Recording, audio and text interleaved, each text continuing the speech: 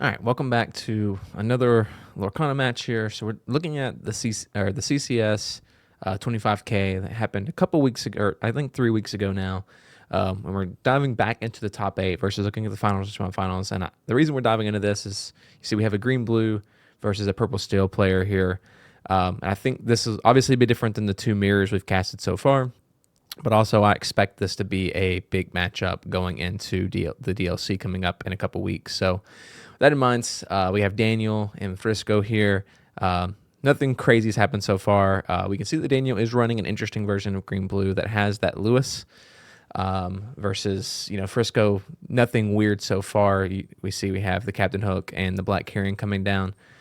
So again, nothing too crazy. And then you can see Daniel also played his Heffalumps over there a second ago as well, which stops one of Frisco's characters from questing. In this matchup as green-blue, you were just trying to stall this matchup as long as you can, not let that purple steel player get up to like that 12 to 14 lore that they can start chipping down with giant cobras and things like that. There's nothing you can do with it. So Lewis obviously gave a character reckless, had to take it out. He does that, plays Cheshire Cat. I think he quests with the Captain Hook, I would assume, to go up to 1 there.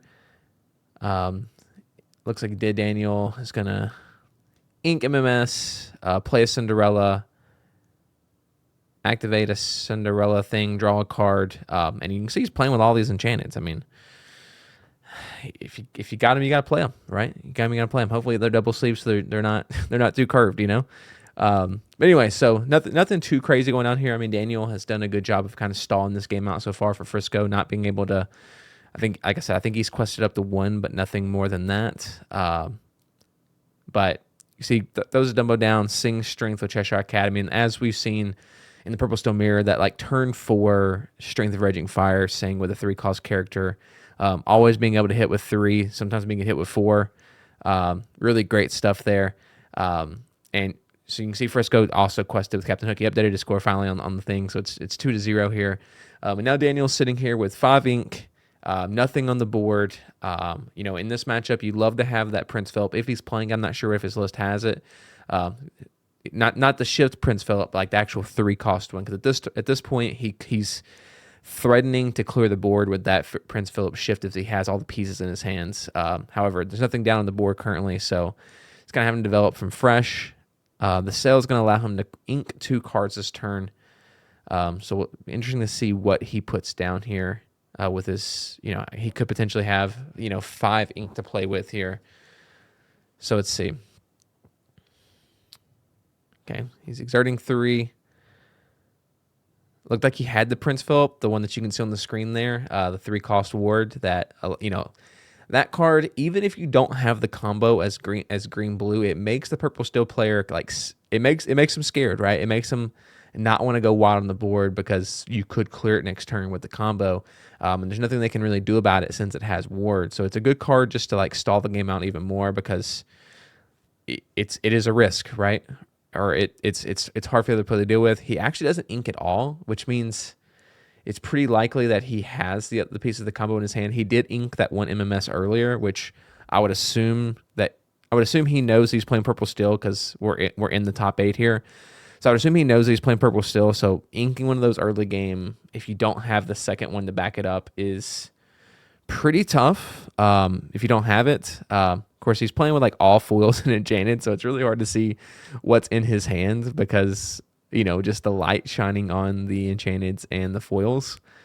So yeah, this is an interesting turn for Frisco here. He could obviously just kind of quest out. He already did activate Dumbo's ability to draw a card and exert that and gain the 1 lore. So he could just quest out here and pass. It's a little bit of a slow turn, but if the combo comes down, it makes it interesting for Daniel to have to decide whether it's worth clearing those 3 cards or waiting for more value there on the combo. Or he could just go wide and say, "Hey man, you got it." Because if you don't, I'm just going to continue to gain lore and get closer to winning this game. He does put down the giant cobra, gets rid of the Black Carrion to gain 2 to go to 5. And then he's going to quest out to 7 there. So if Daniel has the combo, he's got to be feeling pretty good about that play. He's going to be able to take out the giant cobra and the Dumbo, which are big threats in this game. If he doesn't, then things are starting to look a little bit hairy for him here. because next turn Frisco could get up to 11. And of course, like, okay, he does not have the combo, so he plays the Cinderella, which is another great card to be able to fish for more cards. He does pass his turn and draws that card with Cinderella and inks. So yeah, it's interesting stuff here. Obviously, if he had the combo, I think he would have put it down that turn. We're going to start off on Frisco's turn by just go ahead and activating that Dumbo, drawing cards. I think that's the biggest thing that as a beginner to card games I learned is, like, if your plan for your turn is to draw a card, whether it's with a Dumbo, whether it's with a genie, whether it's with, any card that you can draw cards with, it's definitely worth your time to just go ahead and draw them, because it allows you to see what you could do with your turn. He does get into that Thunderbolt there, take out the Cinderella. Cinderellas haven't lived very long this game. They've got Strength and then Thunderbolt right afterwards. Let's see if he has it this turn. He needs to have it. If not, then Frisco's like really threatening the game at 15. And of course, that Dumbo is allowing him to continue to draw cards every turn, which makes it pretty rough for him as well. So, again, I'm not sure exactly what Daniel has in his deck list here, but like bouncing Dumbo back would not be bad. Okay. He sings the Prince Philip, he sings the MMS, and then does have the shift this turn. Is going to clear the board out. So, a turn late from where he'd want it to be, but not bad nonetheless. You can see a Clairbell in his hand as well, which is not bad as a follow-up next turn. Let's see. What is he going to ink here? I mean, if he had a John Silver, that would feel really great for next turn. They kind of just like lock Frisco out as he gains 3 lore with that Prince Philip every single time. But we'll have to see. Okay, he goes ahead and passes here. He's on his 6. He's on his 6 ink here. Like, there's not a lot, in this matchup, you don't really care to go up too much. Of course, he goes Dumbo into Doc here. Just going to continue to go wide and draw more cards. See, he has the Prince Philip 3 cost again. That's definitely an ink at this point in the game. We're going to put down a cow, it looks like. So yeah, 7 cost Clairbell comes down. Maybe Single You're Welcome or just Quest. Okay, he just Quest for 3. Doesn't have anything to get, do anything to Frisco's board. I don't think, he doesn't get to draw any cards because Frisco's just sitting on 2, and he has 2 or 3 as well.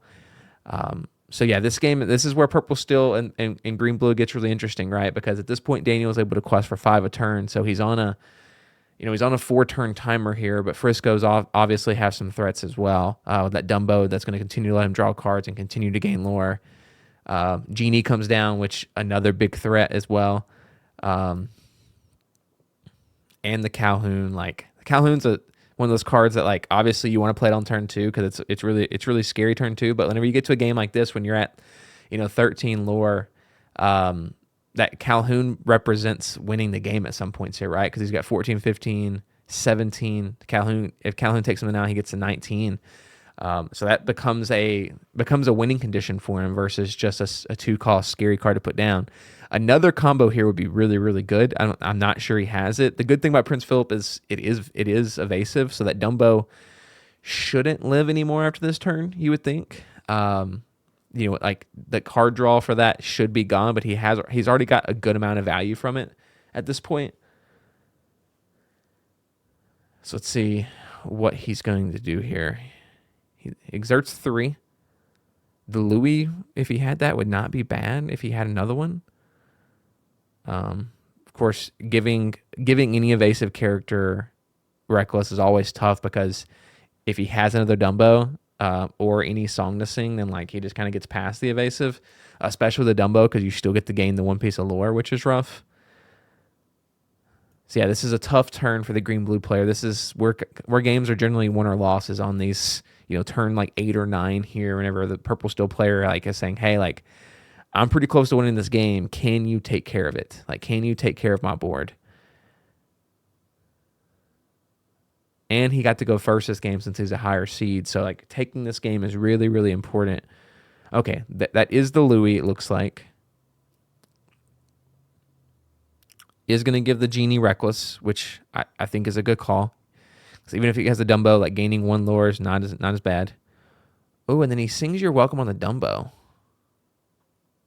Or just hard cast it, excuse me. He doesn't sing it, but that's really interesting to me. Like, I don't think it's bad, but the Calhoun's still sitting there, and the Calhoun can swing into the Louis next turn and gain gain 2 lore off of it. So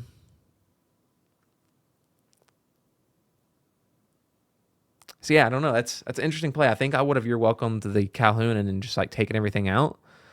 But I'm obviously not playing in top 8 of the CCS 25K, so maybe there's something to learn from Daniel here. He does get to draw some cards. Obviously, you're welcoming that Dumbo does allow him, does make Frisco draw 2 cards, so does make his hand larger so that the Clarabelle does give him some value here in this purple steel matchup where Clarabelle generally doesn't see much value at all. And yeah, it's just at this point it's gonna determine what Frisco what he can do here, because he has the arsenal now. Does he have more Cobras to put down? Because at this point he could get up to 14 with the Calhoun, or I guess 15 with the Calhoun, and go from there. The bad thing for, okay, yeah, he goes wide, 2 Lexingtons into a dock. Just chaining that out. I mean, that's not the worst thing for Daniel there. Again, I still don't like that Calhoun getting that value there. Genie is going to have to tack into Prince Philip, but even if you took out Genie with the Prince Philip last turn, the Dumbo with Prince Philip. Oh. That's a missed trigger, yeah? I think assuming he gave Genie Reckless, which is what he pointed to, Genie should have had to attack into that Prince Philip. Like I said, unless I'm missing something, that's a missed trigger, and a pretty big one. A pretty big one for Daniel to miss, because that takes out Genie, which then puts Frisco. I mean, he still has 18 on the board, but that feels pretty bad if that's the case. I mean, hopefully he finds the full combo here and can just clear this board out again. But if not, that feels pretty bad. So let's see what he played. Vision of the Future, so he's gonna get to dig into his deck a little bit more, find some cards. Frisco's like, man, where are my Cobras? I think he's only played that one, so he's like, man, where are the other ones at? So yeah, wow, I'm still a little bit lost on that Genie trigger on Reckless. Pretty tough. Okay, there is a Heffalumps and Woozles there to be able to stop something from questing next turn. Which he is going to sync with the Clarabelle to continue to dig for cards. He's going to give that to Genie. Did he just draw MS? He might have. Because he's got 1, 2, 3, 4, 5 ink, so he could shift on top of the Prince Philip again. Okay, so he's going to go John Silver. Maybe.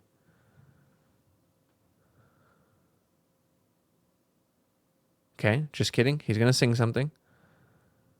Okay, he's got MMS. And then he's going to shift. Yeah, there we go. I like that.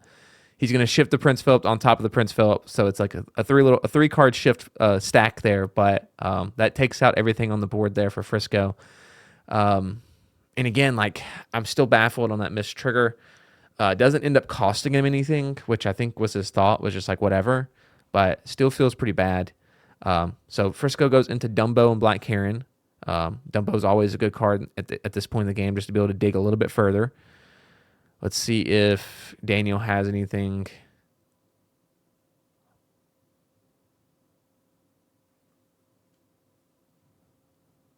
Okay, we got judges called in for something. Maybe he noticed that missed trigger, potentially. I don't know. Well, anyways, so we just saw in Daniel's hand that he has a You're Welcome, which, probably want to get rid of that Dumbo. He has a You're Welcome, and he has a John Silver, which he was going to play last turn, but decided against it. So, he can completely close this up. So, John Silver onto the Black Heron. Yeah, he doesn't get to exert it, unfortunately. And then he's gonna go in quest for 5. Because does he represent lethal the next turn? So that's 7. He doesn't. Yeah, I don't love that play by Daniel there. I feel like getting rid of that Dumbo is pretty important. And then you could draw more cards from Clarabelle to find another combo, find some more removal. But yeah, at some point you just got to turn the heat on and try to win the game, which I think is what Daniel's thinking here. Is like, it's time for me to just go try to win this. The Dumbo can draw one card, but I can take it out next turn, so it's not going to get too much value. And then the Black Carrion obviously is going to have to swing into my Clarabelle and be banished. So he's guaranteeing only one lure gain, other than like without a Cobra or a White Rose coming out here. So yeah, you can see Frisco's kind of in the tank here. I'm not sure if these rounds are timed or not. There's no timer on the screen, so I'm assuming not. Okay, he has a Cobra, so he is going to be at 18 next turn, which is extremely scary for Daniel, because that puts him in Cobra range of losing the game the following turn, which means you almost can't You're Welcome anymore at this point.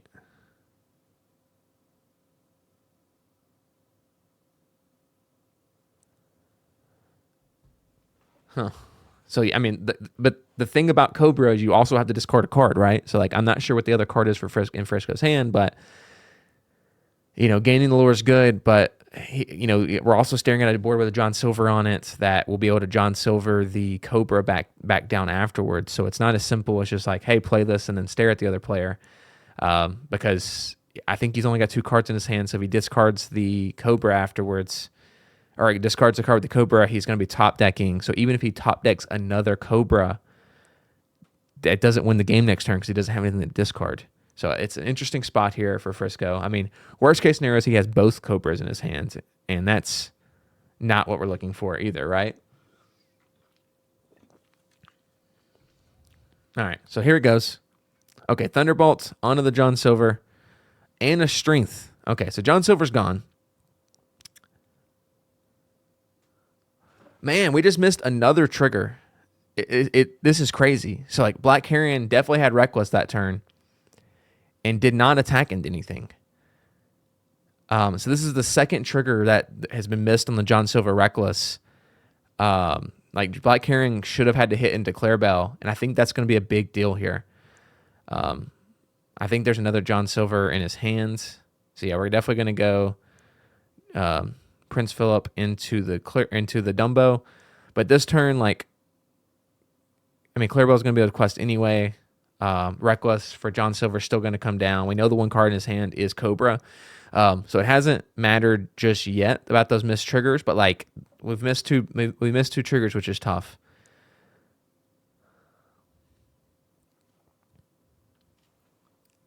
So we know one of those cards is Cobra in his hand. He just drew one, so he's got 2 cards in his hand. One of them's Cobra. He's definitely going to play it and get to 18 here, it looks like.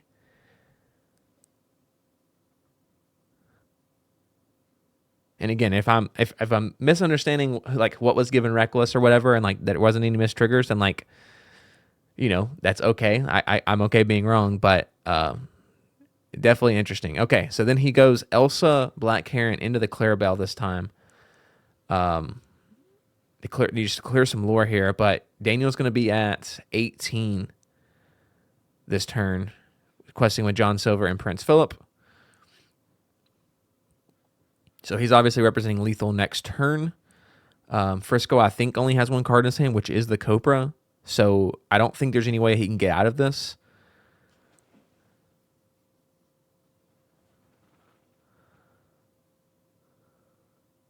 Okay, Genie. Yeah, I mean, Genie, Cobra, get to 18. And that's going to be a game 1. So yeah, Daniel does take game 1 there. He was able to stall that out as long as he could. Frisco drawing into the Thunderbolt and Strength there at the end of the game is definitely not what you're looking for. I mean, he obviously was able to take out John Silver, which is fine, but like you want at that point in the game, you're trying to put on pressure and pressure and pressure. If one of those cards is a Cobra, he wins that game. So interesting stuff there. We're gonna go and fast forward into game 2. All right, so both players have shoveled up, cut their decks, mulliganed, all the good stuff. Frisco obviously gets to go first this time, since he was the lower seed and lost game 1. So we'll see if he can turn around. I mean, it's hard as a green-blue player to kind of stop the momentum of the purple-steel player unless you get the card you need, right? And if you get to combo, like it's still going to be hard. It's still hard to, stop that train of the purple-steel player sometimes. See, inks of John Silver. He's going to go ahead and develop his brain. Look at those top 2. Gonna keep one, put the other one on the bottom of his deck. So he's definitely running the good filter package here in green-blue, which always nice when you're trying to find that combo piece. Decides on whatever card that was. We didn't get to see it. And then we'll pass it off and go to turn 2. So yeah, Palace Guard is always going to be worth, 2 or 3 lore at the beginning of these games because you just have nothing to do it, which is why you've seen some green-blue players like tech in improvise to be able to target that if you have it on turn 1 to draw a card and then take out that vanish that character. I don't think Daniel's running that based on what I've seen from his deck so far. So yeah, Palace Guard's just going to be able to get some good value early game here and just allow that purple steel player to just continue to grow and continue to grind through this. As all blue green players, and just blue players in general, turn 2 Tipo or Sail. That is your play. If it's not your play, then you're very upset. So he does Sail. He does ink another Sail for the Sail, and we'll pass it over. So yeah, Frisco's gonna be able to get up to 3 here. You can see we have a Cheshire Cat in your hands, which looks like he's gonna ink here, which means he should have another 3 cost play, I would assume.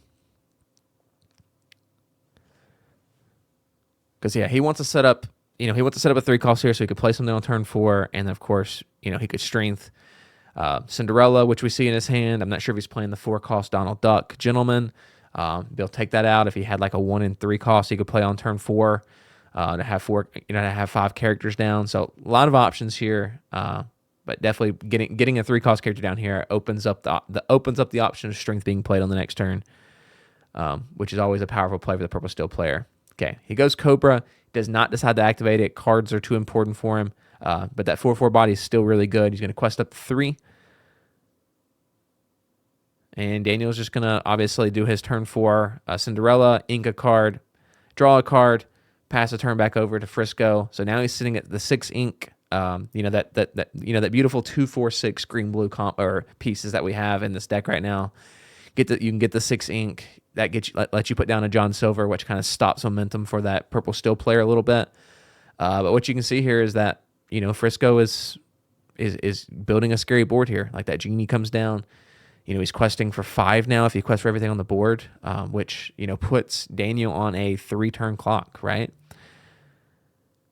All right, so we go John Silver probably. Okay, Prince Philip and an Alice. Okay, so he's playing this Alice kind of ward package that allows him to be safe. And he shuffled through his hand. I think I see the MMS, and I think I see the shift. So yeah, next turn for Frisco, he is going to lose his board. And also Alice allows that it gives it quests can give another character ward, and it gives it +1 lore as well, so can actually really slow start the timer for the green blue player as well. Frisco does just quest out here because he knows most likely his board is going to be missing next turn. He has 1 card left in his hand, which we all know the purple steel player, that 1 card probably a dock.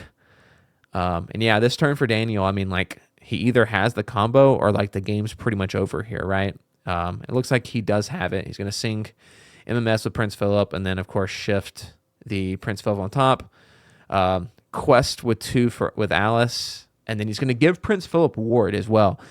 So the shift Prince Philip does not have ward. The original one does. Yeah, and it's he's got Olaf into the dock, which is going to allow him to chain docks together here. Unless we have an Under the Sea come down for Daniel, which I haven't seen him run yet. So that dock's going to be able to get a lot of value here. Next turn he can quest with the dock, hit Olaf into Alice, play bounce the dock back into his hands, and just draw more. Oh my gosh, the double Olaf. So he's going to be able to chain a lot of cards here if he wants it. If he has an MMS, that's not a terrible play at this point. Gets rid of both the docks. We also have lore pressure here, right? He's also sitting at 12. Next turn, he could quest with all 5 of those or all 3 of those characters and get to 15, which is a scary place to be in as well. So yeah, this is I said, this is where green blue players win or lose games. Kind of turn 6, turn 7 here. He's trying to stall the purple steel player out from getting to 16, 17, 18, so that just try to stop that giant Cobra from winning the game. So inks a Lewis, plays down a Clarabelle, is going to quest for 6 to get to 8. And of course, Prince Philip has ward as well. He has 1 card left in his hand. and he passes it back over to Frisco. So yeah, like I said, Frisco is representing 15 on the board with his lore, but you would expect at least one of those Olafs to be banished this turn to be able to bounce that dock back to his hand.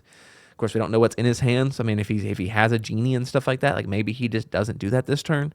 But I would be surprised if that dock does not see Frisco's hands at some point in this turn, right? Like at some point in this turn, one of those Olafs should bounce that dock back. Ooh, he could have a Cobra in his hands. He's exerting 3. It is a Cobra. He is going to dump that dock, get the 14, because now he can bounce that dock back. Oh, he's going to bounce the Cobra back. Okay. I guess he could bounce both, right? Yeah, he could take out. Yeah, okay. That's pretty good. So now he has Cobra dock in his hands. And Daniel's board is back down to that Prince Philip and Clarabelle, which now at this point, Clarabelle might be able to actually get some value here, right? Might be able to draw at least one card, which is, pretty good.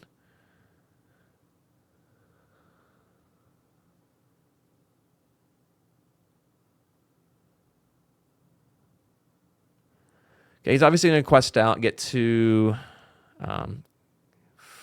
13. Yeah, there we go. So yeah, he's not representing lethal next turn, which is tough. You would love that for the green-blue player here to just like represent lethal and be able to just, it wouldn't be anything for him to do. Like I see a Lewis in his hand, which doesn't feel great. Okay, he goes one jump ahead, hard cast it. And the question now is like, do you play the Lewis just for the lore pressure? He decides not to. So this turn is kind of awkward here for Frisco. He's got 4 ink. So like he can't play Cobra and Doc because he has 3 cards in his hand, which is what he would really love to do. Like Cobra, whatever card he just drew, play Doc, get 2 more cards and be off to the races. But he can't do both, which is making this turn very, very awkward for him. And Daniel is on a 2-turn timer now, right?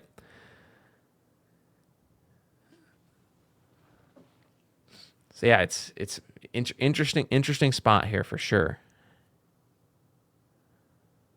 So let's see what he decides to do. Of course, we don't know what he just drew. It could. I mean, if it's uninkable, it's even worse. But I guess the worst thing he could have drew is like a strength or a thunderbolt. Like that's not what you're looking for here. Like that's not going to help out at all. So let's see. It looks like he is going to toss the Cobra down, which I think he kind of has to. And then I guess he could go Cobra 16. Man, I don't know. It's going to be tough for him to find a way out of this game at this point. Since he's at 14. If he was at 16, then like Cobra, ink whatever other card you go, Doc next turn, hope you draw into the other one. So Cobra, he drew into the Dumbo, so he's at 16 now. We know the last card in his hand is Doc, which he can't play. Like I said, if he could play out this turn, then like it's very scary for the green-blue player. But since he's only at 4 ink, puts him in a really rough spot. So let's see what Daniel decides to do with this turn. He's going to go Visions. I'm not sure exactly what he's looking for here. If he Heffalumps and Woozles, if he is running, targeting that giant Cobra would be really, really good. He would go ahead and he would banish it and draw a card. It's really good. I can see Alice, it looks like there. Looks like that's what he's taking. Unless he's putting yeah, okay. He took the Alice. So he can play, I think he can play Lewis and Alice this turn now, which he's going to. So Lewis, Reckless, Alice, play down, quest for 5, get to 18. Now he's obviously got lethal on the board. Frisco plays Doc, dumps his genie. And that's the game, yeah. So yeah, again, obviously if he would have drawn into the giant Cobra, that would have felt really, really bad. They'd be off a little bit there. But I think Daniel handled that game very well, stalled Frisco out as much as he could. And yeah, so thank you all for tuning in for this one. That's top 8 of CCS, which happened a couple weekends ago. But again, thought this matchup was really interesting going into the DLC. I think we'll see a lot of these matchups in the DLC between green, blue, and purple steel. So yeah, just want to outline this game between Daniel and Frisco. Hope you all enjoyed it. If you did, drop a like. Subscribe to the channel. Really appreciate that. And of course, if you want to see the whole tournament, go to 20 Lore's channel. You can see the whole tournament with the full stream on it. So I'll see y'all next time.